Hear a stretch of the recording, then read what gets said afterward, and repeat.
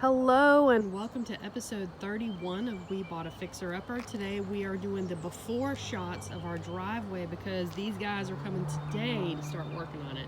So we got a long driveway that goes all the way down to the road and then to the house. So what we're going to be doing here is replacing, they're going to rip everything out and they're going to replace it. They're going to widen it, I think by about a foot or two, maybe somewhere around there. We're going to add a little sidewalk to go up front and then a parking pad for a couple of cars to be able to park up front, because this is basically where we've been parking, is in the grass a good bit.